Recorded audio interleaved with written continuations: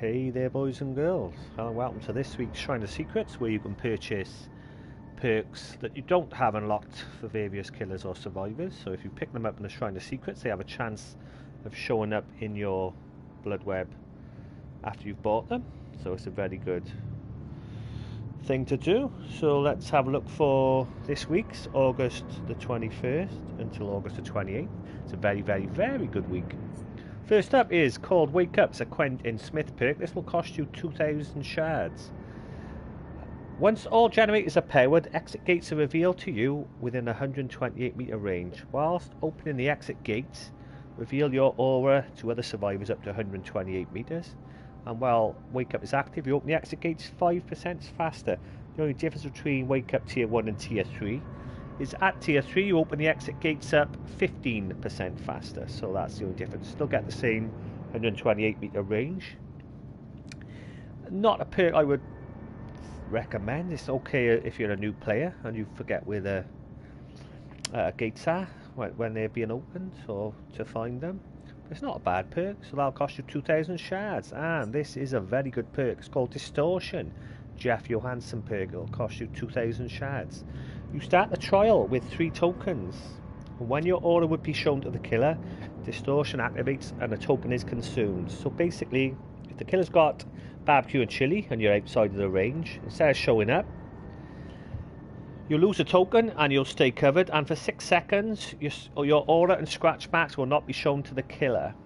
It'll also work on other perks such as Nurse's Calling, for just a couple off the top of my head, but any aura reading abilities from the killer, if you are outside of the range, you lose a token instead. So if you use lockers and use your tokens, you can go through a whole game without having your aura show up.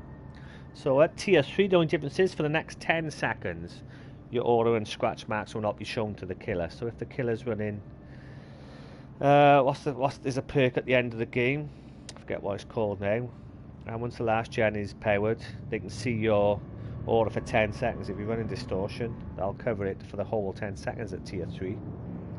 So very good perk, especially useful against barbecue and chili, Distortion. So I picked that up recently, so well worth it. Another good perk for the killers is a plague perk called Corrupt Intervention. It'll cost you a little bit more. It will cost you 2,700 shards. So when the match started, 3 generators furthest away from you are blocked by the entity for 80 seconds.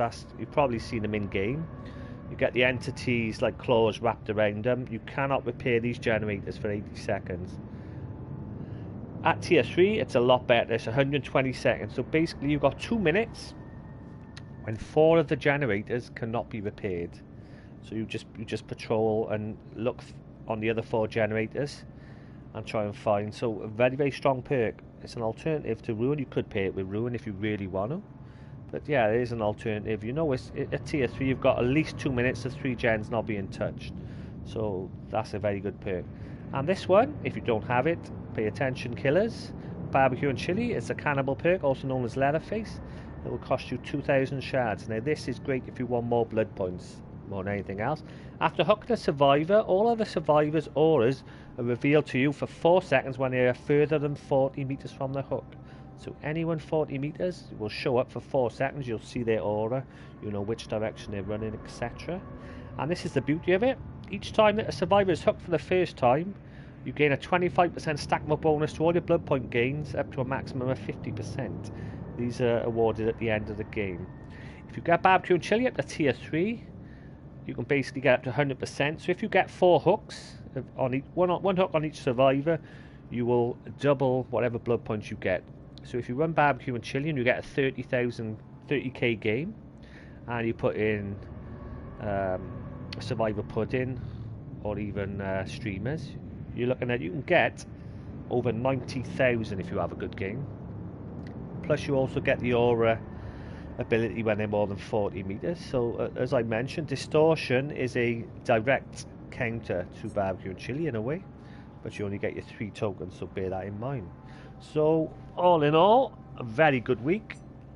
I wouldn't particularly recommend Wake Up, but Distortion for survivors, definitely. Quick intervention, and if you can afford it, barbecue and chili, I'd get them both for killers.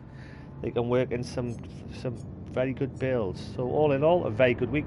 I bet one of the best weeks we've had for quite a few weeks. We've had 1 or 2 decent perks in most of the shrines, but this week has 3 excellent perks for killers and survivors. So there you have it, boys and girls. There's the Shrine of Secrets for August the 21st till August the 28th. This is IKR to bid you farewell, and I'll see you very, very soon.